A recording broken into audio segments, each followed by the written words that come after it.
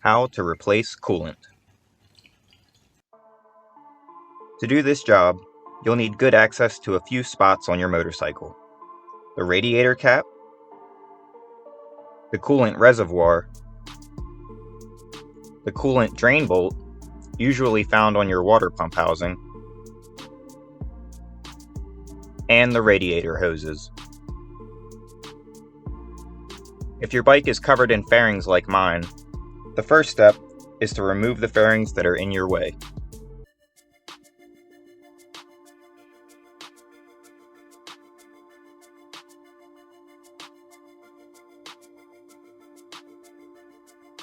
Now that we have good access to everything, place a drain pan under your bike.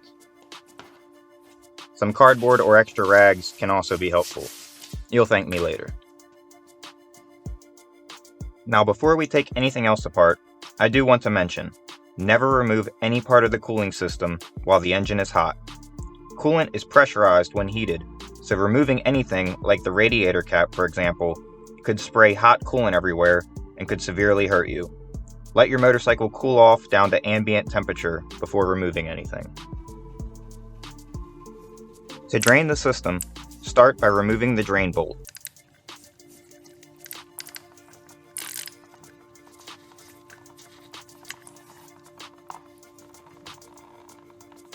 At first, it will drain slowly. It drains slowly because the system is vacuum locked. To break the vacuum, loosen the radiator cap. Now the coolant will drain faster. Remove the cap completely, and the coolant will drain very fast.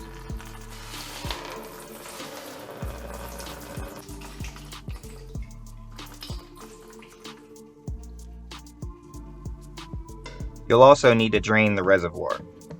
You can siphon the old coolant out, remove the reservoir completely, or in my case, remove a hose connected at the bottom is easiest.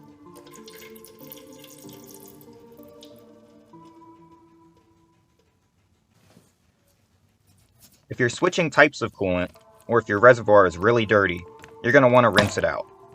To do this, it's easiest to just remove it from the bike.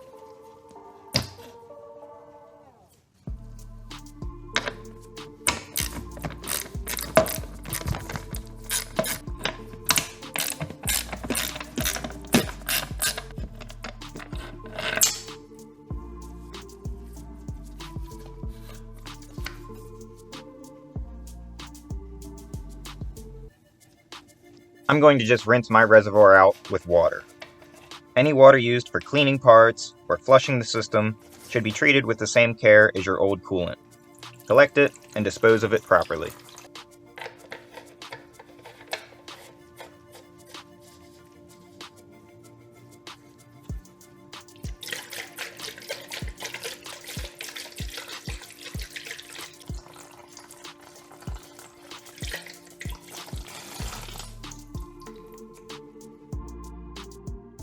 Be aware that some coolants are very poisonous. Put it in a safe place where no pets or children could drink it or try and play with it. Now that everything is drained out, let's go over a few things about coolant types and if you need to flush the system. The two main types of coolant that I'm aware of are ethylene glycol-based coolants and propylene glycol-based coolants. Ethylene glycol coolants are usually green in color, while I've seen propylene glycol-based coolants come in a variety of different colors. Different coolant types shouldn't be mixed, so find out what type was already in the bike and consider what type of coolant you're going to put back in it. If you're not changing coolant types, you could just move on to filling the system up as your next step. However, if you're changing types of coolant, you should flush the system with water to rinse all the remnants of the old coolant out. If your system is very dirty with rust or scale buildup, you may want to do a chemical flush to clean it. These can be easily found at your local auto parts store. Follow the directions on the container and use this video as a helpful guide. I'm going to demonstrate the flushing procedure using distilled water. Whether you're just rinsing the system or using a chemical cleaner, the process is basically the same. I'll make sure to point out where they differ as we move along. Either way, the first step I like to do is just run some water through the radiator and out the drain.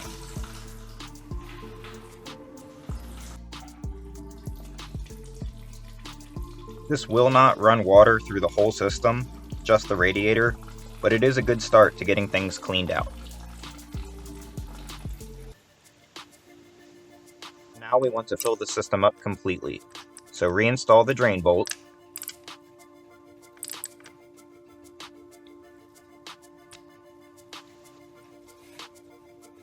and if you removed the reservoir, now would be a good time to reinstall it.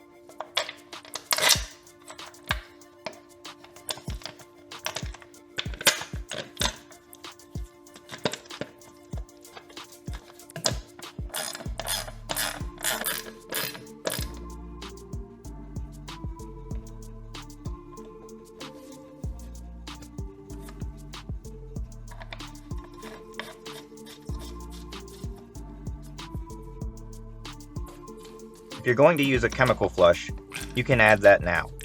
Pour it directly down the radiator neck.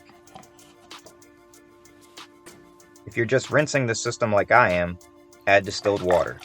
Distilled water is considered the best type of water to use for flushing or mixing with coolant due to its lack of minerals that could leave deposits over time. The system is full of air that must be displaced. Pouring slowly will help allow the air bubbles to work their way out. You can also squeeze the radiator hoses to help force any air bubbles out.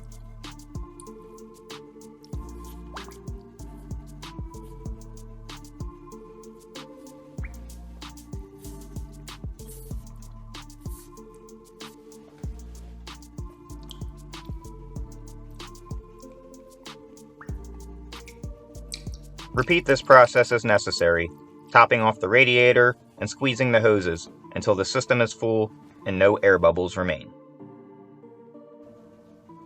Next, close the radiator cap and start the engine.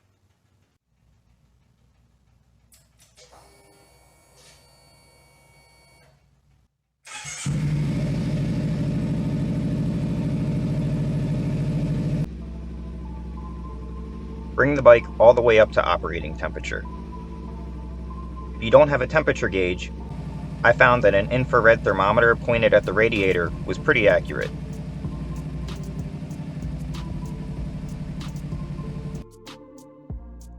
We want the bike up to temperature because your bike's cooling system is controlled by a thermostat.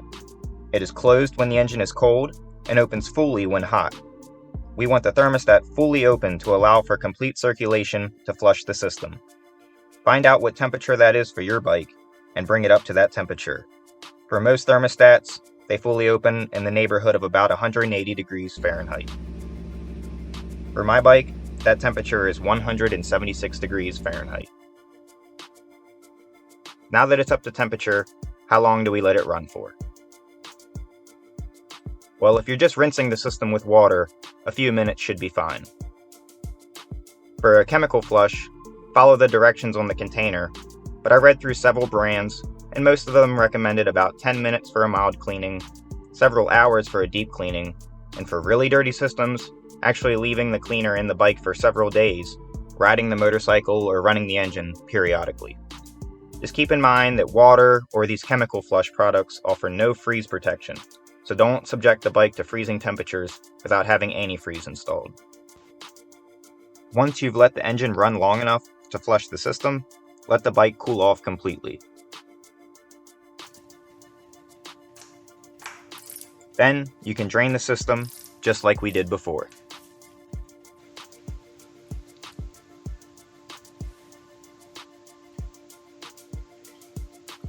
Repeat the flushing process as many times as necessary. If you're just rinsing old coolant out with water, 1 or 2 times should do. If you're cleaning things out with a chemical flush, repeat this as many times as it takes to get the system clean.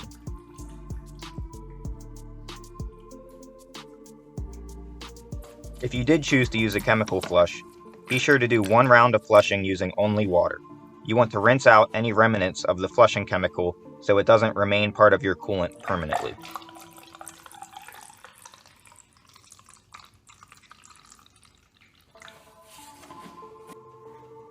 Now that we're done flushing, we can install the drain bolt for good this time.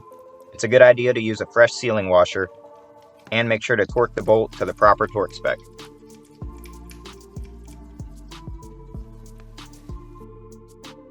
For my bike, that spec is 87 inch-pounds. If you're not using a torque wrench, just be sure not to over-tighten it and strip it. It's a small bolt.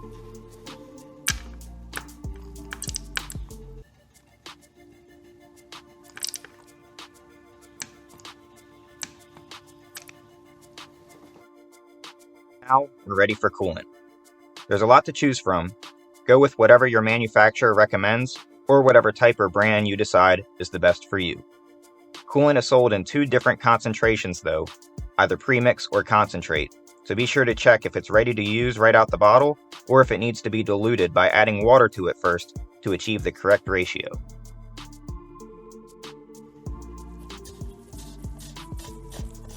I'm going to start by just filling the reservoir first. There's a low and a full mark on your reservoir. Anywhere between those 2 marks is acceptable.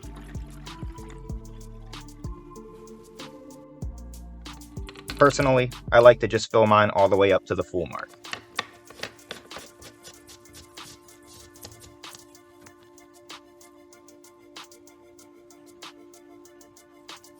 Next, we'll fill the rest of the system up through the radiator neck.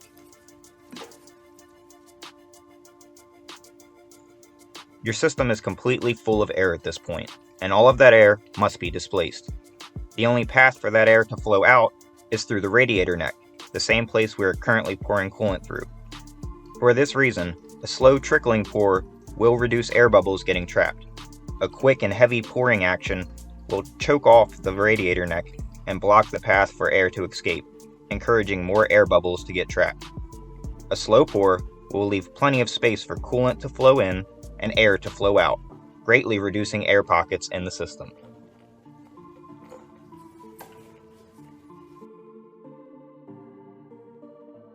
Fill the system all the way up to the base of the filler neck. Even with a slow pour, there's still likely to be some air bubbles. Squeeze all of your radiator hoses to help force any air bubbles out.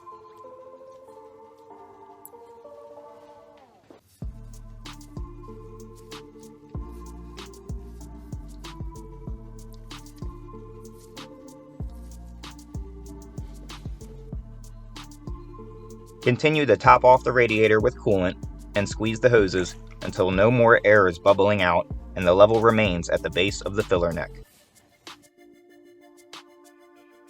As a final effort to shake any air bubbles loose, start the engine with the radiator cap off. Flip the throttle a few times to speed up the water pump and help shake any remaining air bubbles out.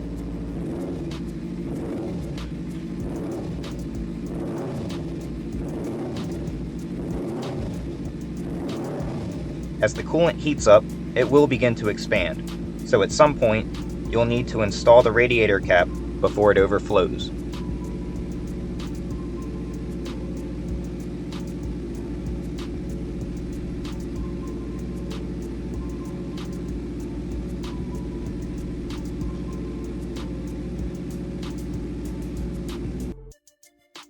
Heat cycle the engine completely, at least up to the thermostat opening temperature, but preferably hot enough to make the radiator fan come on. Next, let the bike cool off completely, all the way down to ambient temperature. Then, check the level in the reservoir again. You need to check the reservoir again because your coolant reservoir also acts as an expansion tank. If the coolant gets hot enough, some coolant will expand into the reservoir. When the bike cools off, the coolant contracts and flows back into the radiator. If there was any air bubbles remaining, usually they will flow into the reservoir when this happens and bubble up to the top. The space the air was occupying will be replaced by coolant when the system contracts, creating a slight loss in the reservoir level. If you got all the air out beforehand, then this won't happen. But if it does, it usually only happens once or twice. It's nothing to worry about unless it continues to happen over and over again. Then you might have a different problem. So top off the reservoir if needed.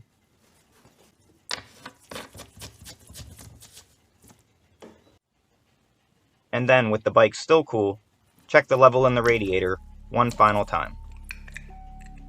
It should be filled up to the base of the filler neck.